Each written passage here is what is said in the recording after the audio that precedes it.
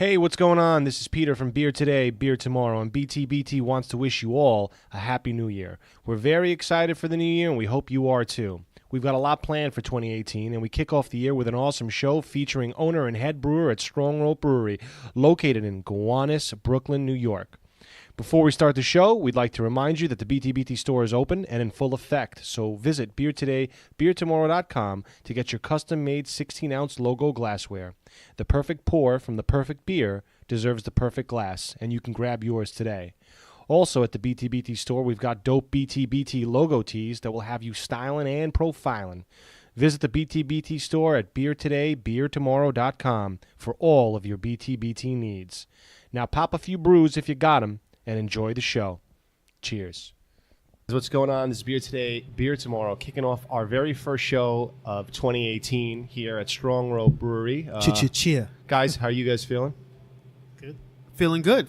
Doing great. Yeah, this is Justin. Had a good holiday and ready to do more episodes of Beer Today, Beer Tomorrow in 2018.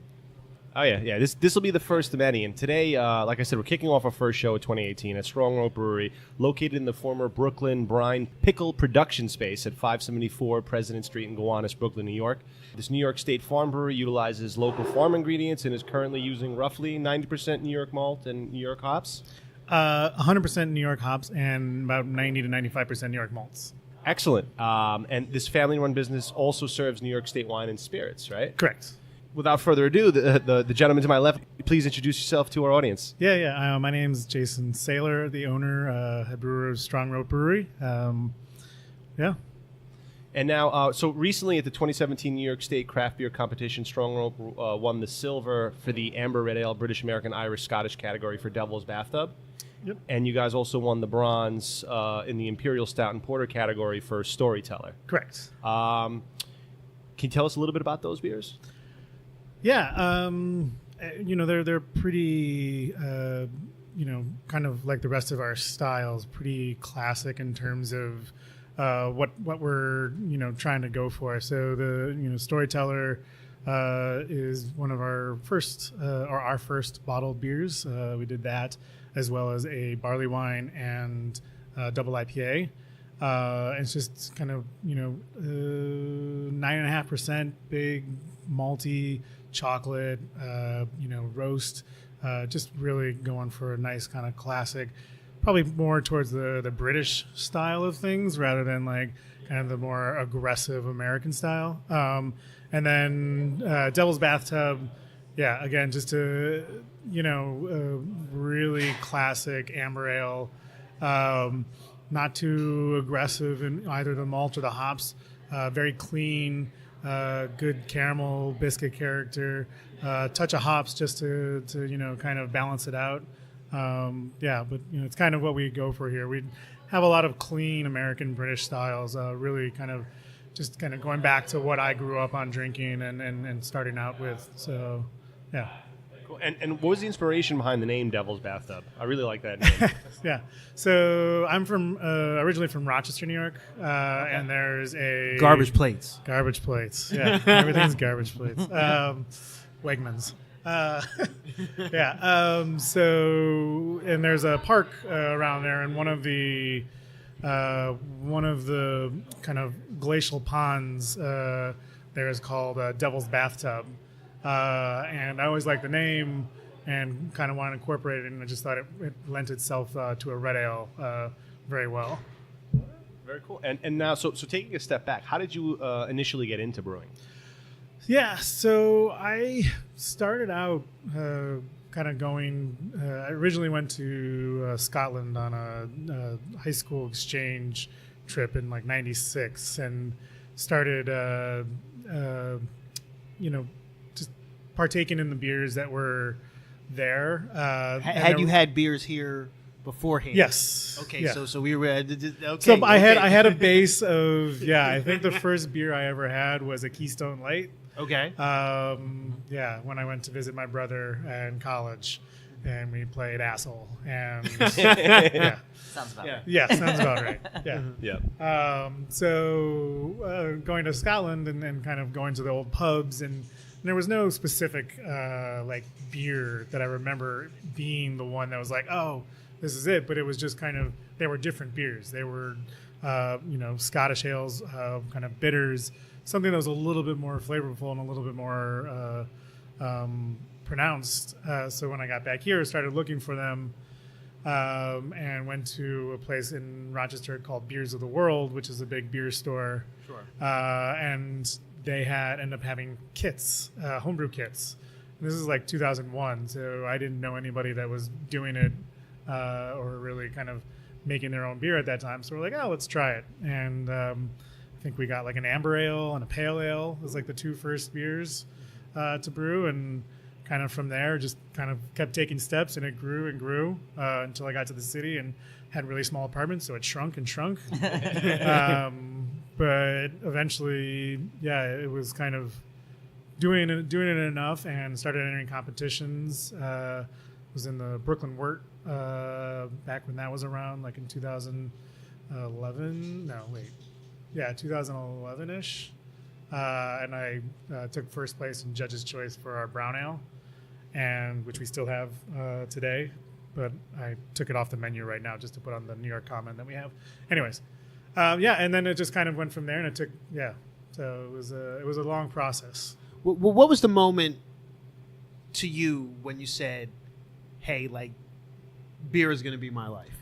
Yeah, it was pretty much, I think, going back to that Brooklyn Wort competition, and because it was the first time I had really done I'd had friends drink my beer, and they were all like, oh, that's great. But they're drinking free beer and getting drunk. So what else do you expect? Yeah. So, but this one was part of a competition. It was an open competition, and people were coming and just wandering around and drinking the beer. But it also had judges and people I knew. Craig from Barrier was there, and I even think Greg from Threes Brewing, because he had won at the previous session. So we had there were a bunch of people that I knew and respected, and they picked to win. And I was like, oh, holy shit, like, let's do this. And like, so. And very cool. Yeah. And with I think we got like, I don't know, $500 was the prize, and ended up getting a fermentation fridge just to make the beer that much better.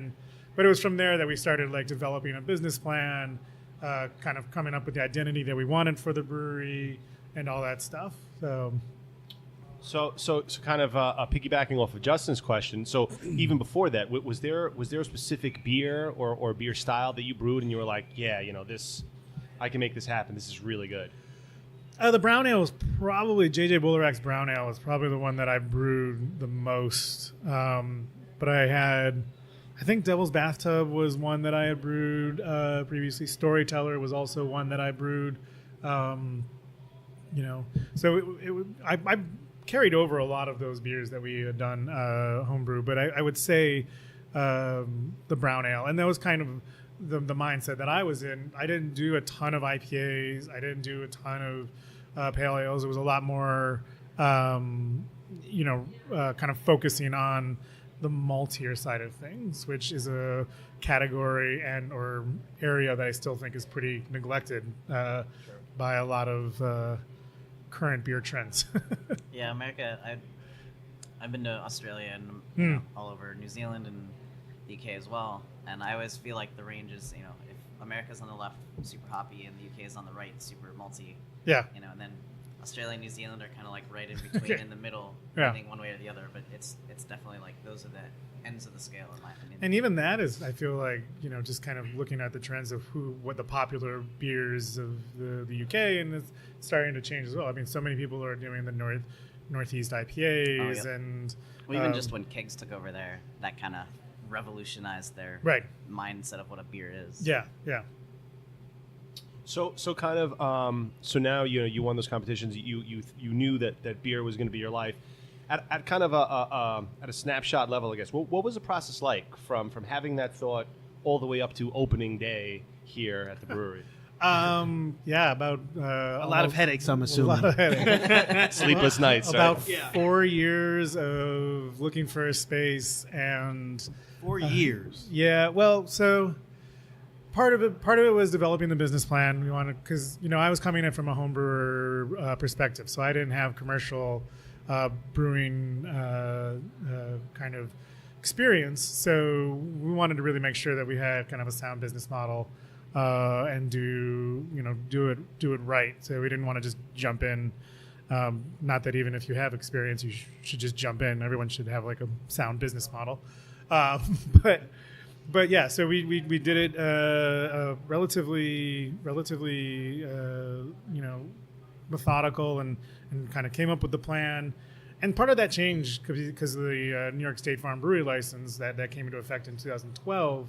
So as we were starting to develop the plan, it shifted kind of midway through when we realized that there was going to be more focus on New York ingredients. So it wasn't always New York. I always was into local and kind of that kind of sustainable side of things, but it wasn't until that came about that it really took off. And then it was stops, starts, almost signing a lease in Crown Heights, to looking at the waterfront down in like Columbia waterfront area, to eventually everything falling through, and then seeing the Brooklyn Brine pickle space that we're in right now on Craigslist.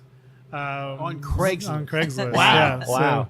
So I was just like saw it. I had been by it, so I kind of knew what it was, and and then I just called up the landlords. I was like, hey, can we check it out? And came in, and it was very much set up like a brewery. You had just the production line and the where everything was placed, and you had like the dry ingredients, and you had the kettles, and because they were doing pasteurizing on all their bottles and stuff. So it was very much like a brewery setup. And I was just like, oh, this works perfectly. And we've got a fridge out of it. So Nice. yeah.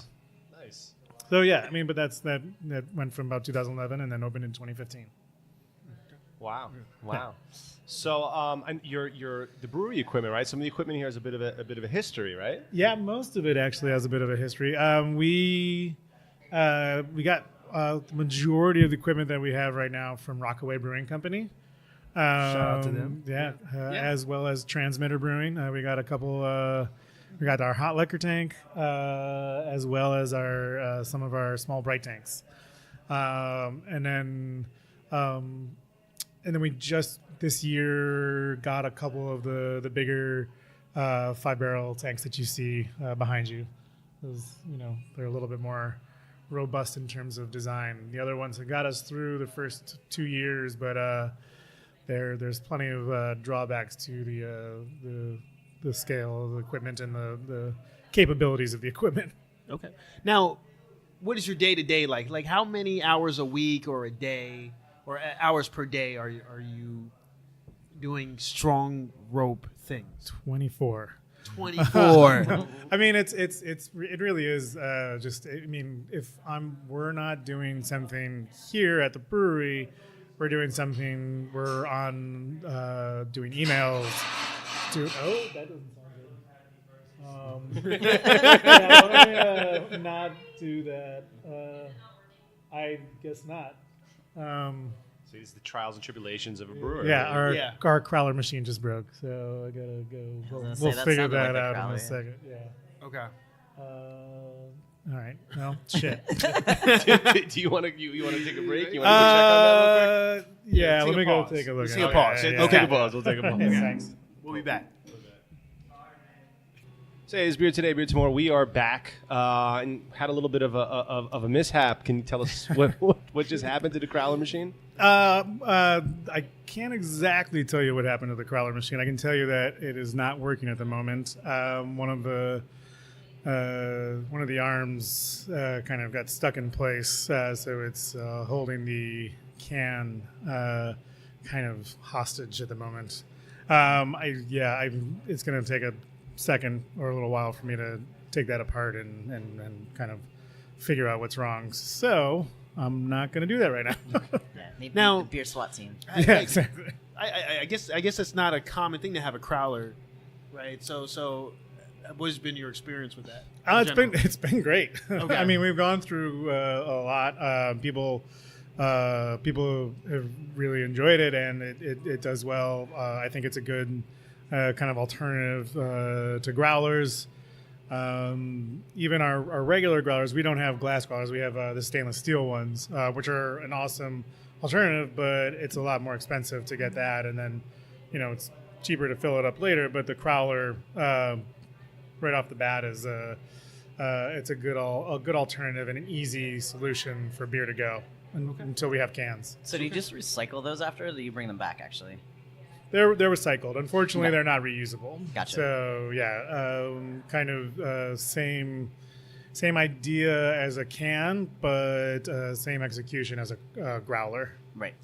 So you do find that people come in and they ask for the crowlers more than the growlers? Oh yeah.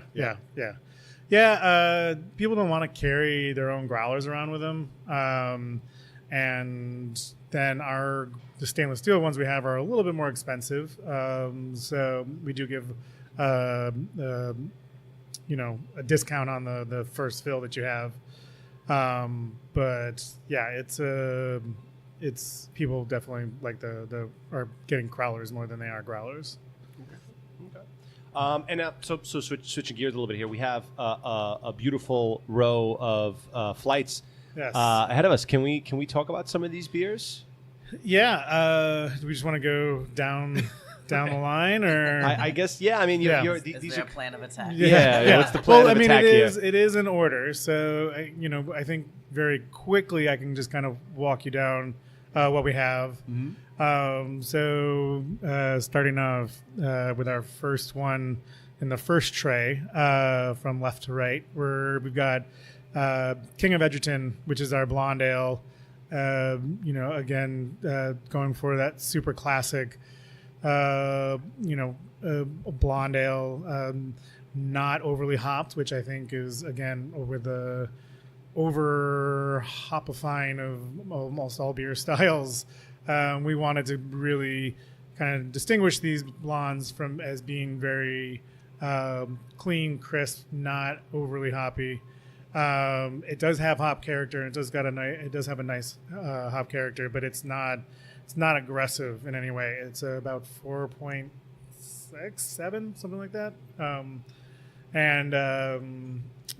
And then after that we have pub ale, which is a kind of nod to which is that guy, which is a nod to kind of just those classic house beers of old school pubs and places in the UK and even in New York, just places it's their beer, and so this is that Like a McSorley's kind of. Exactly, yeah. So this is just Strong Rope Pub Ale.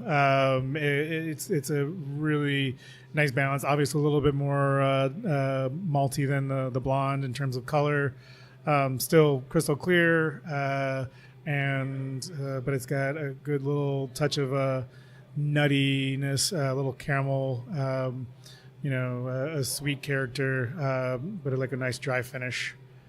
And then we have Kicking Shoes, which is pale ale. Again, kind of for our pale ales, we like to distinguish them by giving them a little bit more of a kind of a old school, clean character with a good hopping rate in the kettle, but we do not dry hop it, so that you still get a lot of balance with the malt. And then after that, why Kicking Shoes as a? So a lot of the beer names are kind of in honor of. So the brewery's name is Strong Rope Brewery. It's named after my best friend. His name was Eric Ropito. We always used to call him Rope. So a lot of the beer names have something to do with our history together and that type of stuff. So Kicking Shoes goes back to when we were like in second grade or something and didn't really know each other. And I walked up to him on the playground and threatened him with my kicking shoes. So this is meant to be that old school kind of pale ale, that thing that was kind of classic, and for a classic kind of encounter with me and Eric. Okay. Yeah. Okay. And then after that is Seeds of Love and Outrage. It's one of our IPAs, and yeah, I'll grab that one and try that as you talk about it. yeah. So Seeds of Love and Outrage, that has as hops from Crooked Creek hops in kind of the Corning area of New York, down Elmira area. It's hazy, which we found it's not necessarily that much of a. We're not adding stuff to haze it up. It just happens that when we dry hop with this particular malt, which is a Pilsner malt from New York Craft Malt, the combination of the dry hopping, the malt, and our yeast just does not flocculate out. Because you can see it's we've got the same malt, but no dry hopping, and it's crystal clear. Yeah. But we've had other malts that we dry hop with, and it will still drop. Maybe not like bright, but it'll be a little bit more a little bit more clear. But this beer just really just kind of keeps that haze, which kind of is a trend these days, even though we're not necessarily making. It's not considered in New York. It's not a hazy IPA, bro. What about the name here? We got Season of Love and Outrage. Seeds of Love. Seeds of Love. I'm sorry. Yeah, Seeds of Love. So our IPAs tend to be kind of the names of them: Seeds of Love and Outrage, The Ripe and Ruin, Tenacity of Cones and Vines. Just kind of, for me, it's talking about the kind of duality of hops and how people perceive them, and there's a lot of people that love them. There's a lot of people that hate them. There's a lot of people that just don't understand them. So there's a lot of things about hops and about IPAs that kind of just get people either very fervently for them or against them, or just kind of a misunderstanding. So Seeds of Love and Outrage is meant to express that, and in terms of just what the beer is and what hops do, and it's a little bit more complex in terms of the history and the knowledge of it. Sounds like a philosophy book or something. Yeah. Right? Yeah. Philosophy or something. Yeah. So you have one last one on this row. Yeah, so that is Blood of Gods. That is, yeah. So that's our Love that name. red ale, 6.3%. Kind of where Devil's Bathtub was a little bit more mellow in terms of its character. This is a little bit more aggressive. Still very bright. Just it's got this really deep kind of red crimson hue. Beautiful color. Thanks. Yeah, I think that's my favorite out of the group that we have here. Yeah. And like color wise, I haven't tasted it. Yeah. And then in terms of the flavor, it's just it's tons of caramel, but a complexity of toffee, a little bit of roast to dry it out in the end, with a piney kind of old school citrus pine character from the hops. Yeah. It's very tasty. Thanks. Very tasty. Thanks. Yeah. But that's, and that's one that we get a lot of people liking and going after, because not many people are doing red ales or Right, you ambers. don't see them that often. Yeah. No, they've kind of fallen out of favor for the hoppier side of things. I mean, you can still make red ale hoppy, but this is just that kind of that classic red ale. And it's almost like a West Coast red. Yeah, the kind dryness of is really tending in nice. that direction. But it's not all New York, but Oh yeah, that's about really tasty. 98% New York ingredients in that one. Wow. So, Local, homegrown. Like it. yeah. Yeah, I mean, it seems like in beer, a lot of the styles, sometimes it's like cyclical. They go through the phases where certain styles, they go out of style for a little bit, and then they come back, and they come back with this kind of like vigor, and people go crazy for it. So it's kind of interesting to see how the beer taste of the public evolves and changes. Yeah, I think part of it's finding, kind of. I think it's kind of a twofold type of thing. You have brewers kind of tapping into what people want, but also breweries kind of not leading them on, but kind of directing them. You start doing that, and a lot of it can come down to marketing and getting that out there and getting it to the right people. And then all of a sudden, the beer still has to be good. But then, a lot can be driven, by those kind of forces. And then you've got lines for days for hazy IPAs and stuff like that. Well, that's what's interesting. There's not many breweries that have minimal, IPAs on their list. So I think. So would you say that you kind of like more so leaning towards you're brewing what you like? Obviously, you're brewing to make profit, but you're brewing to make a profit under the styles that you really are motivated by.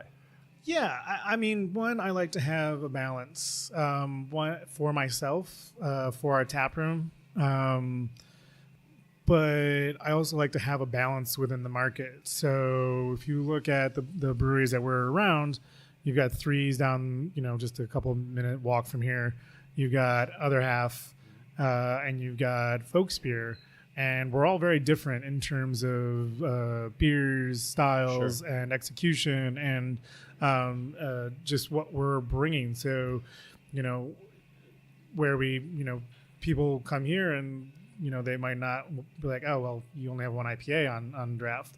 But I'm like, yeah, well, have your beer. And like, but there's also some great IPAs down at Other Half. But then we also get people from Other Half, or coming from Other Half or that direction, and be like, okay, we had a ton of IPAs. I'd like something a little different at this point. Yeah. But or people just stay here all day and drink the malty beers. I'm sure people stay there all day, obviously, and drink the hoppy beer. So, and then Threes has, great saisons and some sours, but they've got a nice breadth. And then you've got the lagers at Folksbier and their sours are nice too. Yeah. It's great variety, especially. I mean, all of New York, but especially here in Brooklyn. I mean, you got tremendous variety in walking distance, which is always a great thing to have. Yeah, I'm glad I live in this neighborhood. Not gonna lie.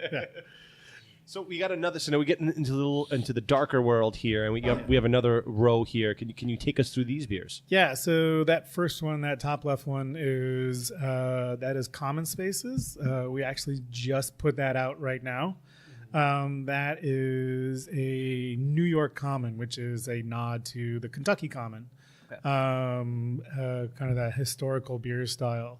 We use about 20% flaked corn in this beer, Pilsner malt, a little bit of black barley, as well as some caramel malt. It's 100% New York, and is kind of trying something a little different, playing around with a style that we've never done before, and it's got a kind of touch of brown, or not touch of brown. It's a pretty brown beer, but it doesn't really kind of hit those brown notes like you would be expecting. It's got this sweetness, this underlying sweetness, even coming from the kind of corn character. And if we had one of our other corn beers on, you would be able to really kind of pick it out. But then also a little bit of a dry roast from the black barley, which kind of dries it out in the end. So it's 4.6%. Meant to be kind of that quick present use type of ale. It's interesting. Yeah. It's got quite a bite to it for a 4.6%. It's very flavorful. It's robust. I wouldn't have had you not said it, I wouldn't have guessed 4.6. Yeah, I would have probably thought it was a bit higher. Okay. Yeah. So we have a number of our beers kind of belie their ABVs. Our big beers are very drinkable and can sneak up on you if you're not careful. And some of our lighter beers have we're able to pack a lot of character into them, so they don't necessarily feel too small or thin. Because one of the things that we like to do, we're a neighborhood tap room, So we like to have a lot of really drinkable, lower ABV beers that people can kind of just have pints of. That's why we have a beer called the Pub Ale. Like I want you to come and have 5 pints and hang out with your friends and talk about the Bills going to the playoffs tomorrow, and it's going to be amazing. Hey. Just saying. But no, I mean, you were talking about going to the UK and Scotland, like the sessionable hanging out at the point. Yeah, absolutely makes more sense that way. Yeah. And we're not even kind of getting into those numbers of like 3% beers and stuff that they're really playing with. We're still America, but we do things big here. Yeah. So, but yeah, totally. It's what we're kind of pushing here, and even our big beers are drinkable, and I want you to have a couple. I don't want you to have one and then be done. We don't have that problem. Okay. So but it's nice because you still have this huge range, right? So even people that do want to come in and do literally this, just like I think the first time I came a while back, I did a flight and a half basically. Yeah. Just sitting at the bar like, oh, let me try that. Oh, let me try that. Yeah. Because you do have a nice range. Right. Available. Yeah. I mean, we'll do the flights, which are flights of 5, but we'll also do single tasters, which each one's 6 ounces. So you can, I want people to try beers. I want them to experience. I want people to talk about it. I want to have a conversation. I want this to be a place of education and, beer knowledge and, So then after that, so we actually have a couple guest things on right now. So I didn't bring those over. So I, kind of tripled up. So you each get one of your own on this one. This is Upright Dancer. This is a big milk stout with coffee that we added. So we did a collaboration with Upright Brew House, which is in the city, but they have a coffee roaster in Greenpoint, somewhere. So we took about 2 pounds of their kind of medium roasted coffee and did a cold steep, and then added that to our tank after fermentation. And this has about 10%, 12% milk sugar in it. So it finished. I thought you were going to say alcohol. I was like, what? No. Yeah, not that, but yeah, doesn't taste like it at all. No, it's a 6.8, I believe. So still relatively big. It's not crazy. There was so much kind of adjunct from the milk sugar there. It just did not get down. It kind of crapped out. But I think with the amount of roasted grains that we put in, as well as the amount of coffee, that it kind of cuts through that sweetness, so it doesn't taste. It's full. It's rich. It's good coffee flavor. So funny side note: I stopped drinking coffee like 2.5 months ago, and now the only way I get coffee is through beer. So it's always nice to have a beer like this. This is nice. Did you stop drinking caffeine in general, or just coffee? I don't drink. I don't drink soda anyway, and I'll drink tea. Well, there's tea. I'll drink. Yeah, I drink tea, but I just stopped drinking. And I don't know why. I just decided to drink. We're on a tangent, but I just decided to stop drinking coffee. I haven't really had. And maybe in the last 3 months, I've had 1 cup of coffee. Okay. But I've had several beers with coffee in it. This is great. This is amazing. Thanks. Yeah. And it's almost finished. Like the keg is probably we probably got a couple more pints in there, so that's why I wanted to make sure you all had a full taste of it before it's gone. And then the last one we have is Rope-A-Dope Funked, which is a petite barley wine, which is just kind of on the small end of barley wine, that we put in a barrel that had a little bit of a sour turn to it. So it's got this a slight tartness. But it still gets that kind of if you look underneath all of that, it gets this barley wine character to it. We think that the barrel had just been left open for a while. We did give it a good almost boiling rinse when it got here, but did not seem to fully get rid of everything that was in there. But we started tasting it and thought it was actually kind of fun. So instead of wasting it, we put it on. Very cool. Very, very cool. Now, where does the inspiration come from? Like, so one day you come out, you say, "Hey, there's a Kentucky comment. I want to make a New York comment." Like, where does So where's the idea for new beers? Yeah, so it's kind of we really at this point, being 2 years in, we've started to kind of narrow in. So we're starting to actually repeat some. But in terms of when new beer comes out, it's what haven't we done? What are we, and we want to try to stay within this kind of this range that, we don't want to go too crazy. So we aren't doing a ton of, we've had a Saison every once in a while as like a seasonal thing, but we're not introducing a full Saison line, or we're not introducing a full lager line. We might have a lager, in the future. But really we want to try to keep within kind of the parameters that we've set up, and which is what's making us. So part of it is that, and then it's kind of like, okay, like it's also, big part of it is playing with New York ingredients is still a experiment. Sometimes you're dealing with ingredients that haven't been, they've only had about 5 years for the oldest of them to be tested and vetted. So we're getting a lot of things that are first years or second years, and it's what does this do? Like, we still don't know. Like, we're getting nugget from nugget hops from a place and being like, what is is this really like nugget, or is this like a New York nugget? And if it's a New York nugget, what does that mean? Yeah. So it's a lot of it is just still experimenting. I think that's going to be that way for a while, actually. So I'm just curious, real quick. I was out in Arizona early last year, and I was at a brewery where they had never repeated a single beer on purpose, like for their first year. Right. I did over 100 beers or something insane, Right. Because it was all small batches, just making crazy things. So you guys are 2 years in, and you're obviously sticking to a couple recipes, generally speaking. Mm-hmm. Like, ballpark, how many styles, or just not styles, but beers do you think you've done in those 2 years? I think we're up to about 100, and it pulled back a lot after in the second year. But I think we're up to probably 130. We've done 243 batches in the 2 years that we were open.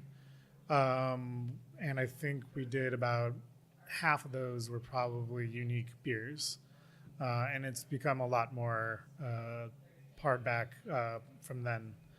So we now have a handful of beers, though we're rotating. So say King of Edgerton, the blonde ale, it's on right now, but we'll have other blondes or blonde style beers come out afterwards. So we'll have our cream ale, Young Lion of the West, come out, and we'll put that on, and that'll be on for a couple months. Mm-hmm. And then the same with IPA. Once the seeds is done, we'll be moving on to one of the other IPAs that we do. And then every once in a while, we actually have a couple unique IPAs coming out just that we were playing with hops, and their series beers like Falling Squirrel, which is a single malt, single hop, and Sense of Place, which is a single origin IPA series. So we're working with a single hop farm and saying, okay, let's see what 2 or 3 of these hops do in this one particular beer. Cool. And when are those coming out? Both of them are ready. So just whenever Sense of Play or Seeds of Love and Outrage goes, which shouldn't be, I would say, in the next week or two, depending on how much people are wanting, or if something else really kicks and we, don't have anything, I think that really goes on next after that. But yeah, so we try to keep our lines. So we have the blonde ales are always on line 1, and we try to have it progressing so that when you get a flight, it's easy and you can just work down the flight, and that's how you should drink it. Oh yeah, totally. So look for them in the next couple weeks. Very cool. Very cool. So now, what's the kind of average production? What kind of production are you guys doing here? In terms of volume? So we're 2 barrels, so we're still very small. We're kicking out we're getting about we're getting 2 barrels out of it in the end. We'll kind of over on our hot side just to make sure that we get a full 2 barrels even on our hoppy beers. And then we have right now we have 4 2-barrel fermenters, 2 5-barrel fermenters, and a couple bright tanks, a couple small bright tanks. The 5 barrels are unit tanks, so we get to do them all in one vessel. This past year we did 260 barrels, I think. 264 barrels of beer. We did 192 the year before. So we had about a 30%, 37% increase or something like that. Cool. Yeah, and we're kind of in the mode of like, okay, what's next? What can we do to grow and that type of stuff? So on that vein, what is next for Strong Rope? where are we going? From you guys are set up, you guys are established now. You guys are making very flavorful beers, and as we discussed earlier, you guys definitely have something. You bring something unique to this area where some of the other breweries here that are also quite good breweries don't necessarily have. So now, what is next for Strong Rope? First off, it's just to continue to play with the ingredients, try to get more involved with New York State, with everything that's going on, and kind of really, we might be a small brewery, but we're one of the leaders in terms of the amount or percentages that we're using for our beers. And even, the amounts, some breweries might use more for a beer, but no one's doing it as much as we are, like across the board. So it's to kind of continue with that and hopefully push ourselves into that kind of, leader position so that everyone knows that. Whether that is growing more in here, which as you can see by the ceiling height space and overall area volume, it isn't a lot. Yeah. So compared to some breweries. So whether it's here or whether it's doing it someplace else, expanding, that is still slightly up in the air. So I won't go into that right now. But one of the benefits of the New York State Farm Brewery license, which is what we have, and actually the only license we have, is that you can open up 5 additional locations, satellite locations under that one license. So we can open up satellite tap rooms. We could open up a bar, restaurant. We could open up other production spaces, all under the one license. So we have options, and we're beginning the beginning parts of exploring those. And now, what would you say the Strong Rope philosophy is? Strong Rope philosophy? I guess it would be, explore the local. There's so much going on in New York, and even other areas. You could say Michigan, and there's a huge expansion there. So we were just out there recently talking to some of the growers that our farmers are utilizing, and I would just say, really look into what is going around you and see what you can do. I mean, that's our philosophy, and that's what we do when we try to see how we can kind of really become part of the local scene, what we can do in terms of local ingredients, and I think. Who are some of your favorite local brewers? Favorite local brewers. Love the guys at KCBC. Pretty much I'm just going to name all my friends. So, I love all the ones. Yeah, right. Yeah. Let me name all the New York City breweries. I love the guys. Threes, Other Half, Folks Beer, Five. Seriously, everyone has helped me along the way in terms of going out. I pretty much go here and home. Like I don't go out as much. So Sure. and I, so it's always fun to go out and see my friends. But Keg and Lantern, Brett and Jeff over there, great guys and doing some amazing beers in a smaller space than mine and a lot of volume. So they're really pushing it. Yeah. I mean, I could just literally sit here and just start naming everyone. Fair enough. So now, what are your hours of operation here? We're open Wednesday through Sunday. We're open 3 to 11 Wednesday, Thursday, 3 to midnight Friday, noon to midnight Saturday, and noon to 8 on Sunday. Okay. You And guys gonna do anything special for these Patriots or not Patriots, but the Bills? Patriots. I'm sorry, Oh my Patriots God. are next week. No, I mean, like, haven't if you win, seen gotta see the ESPN and all Patriots. this stuff? Yeah. They're falling apart. They are apparently falling they're apart. falling yeah. apart. Oh man. Oh man.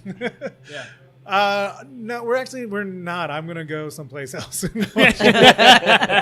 I'm gonna go and be in like somewhere that's more of a sport. Like I'm just gonna go and get into the whole sports bar mode. Like Okay. because I never do that. We don't have a TV here.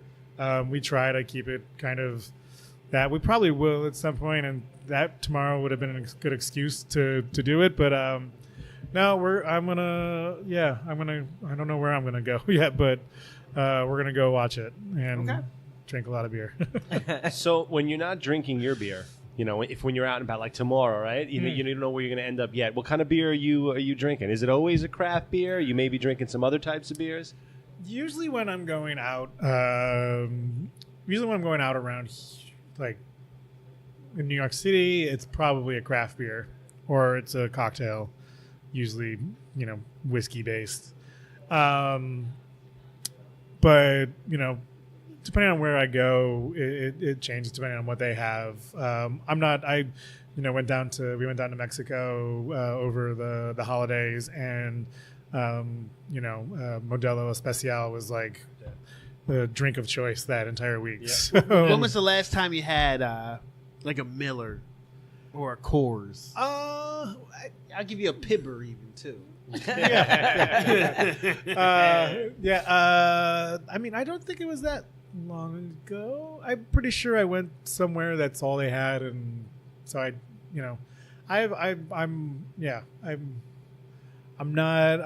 if that's beer and that's what I want to drink, then that's what I'll drink. I'm Sure. not a Yeah. Sometimes your options are your options, right? yeah. So you said you like whiskey. Normally, do you do a lot of, or do you have any options to do barrel aging or anything like that yet? Are you looking into that? So we're If doing that's a a flavor of choice, little if you will. bit. It's just it just hasn't been something that we've kind of fully embraced. We have a couple of the barrels, and we've done kind of small things here and there, but not any major like barrel aging program. Right. Something I think especially if we had a bigger space or something, that I would love to really find someone that has strong knowledge about barrels, and because it's just not something I have really played around with too much. So I'm all for barrel aging, and definitely like good whiskey barrel aged beer. Yeah. And now, if our audience wants to find out more about Strong Rope and what you guys do, where can they go? StrongRopeBrewery.com, Strong Rope Brewery on Facebook and Instagram, and Strong Rope Brew on Twitter. Okay. Yeah. Gentlemen, do you have any parting questions for our guest? Thoughts, comments, musings, all that good shit? No parting questions. I do like the space. I think it's a very chill space, and go Bills tomorrow. Yeah. Yeah. Thank Go Bills. Yeah, I'm down. I guess all I can say is, I've been a handful of times. I'm glad you're in the neighborhood. And, Thanks. She'll Glad be you come around by. again. Yeah. Cool. Very cool. And is there anything that we maybe haven't covered that you'd like to leave our audience with? Any closing words from you? I don't think so. I don't think we've got a lot covered in this time. So So we'll leave it at Go Bills then. yeah, Go Bills. Go Bills. Yeah. Awesome. Well, again, raise a glass. cheers. Thanks for hosting the BTBT. Yeah. Very happy to be here, and Absolutely. we'll be back soon. We wish you much success. Cheers. Thank you. Cheers. Thanks for listening to this week's episode. BTBT will be back next week with a show featuring Gun Hill Brewery in the Boogie Down Bronx. If you're not already following the Craft Beer Odyssey, what are you waiting for? Follow Beer Today, Beer Tomorrow on Instagram, Twitter, and Facebook. And subscribe to the show on iTunes or Podbean or almost anywhere else where you consume podcasts. We appreciate all of your support. And until next time, no matter where you are in the world, drink local, drink fresh, repeat. Cheers.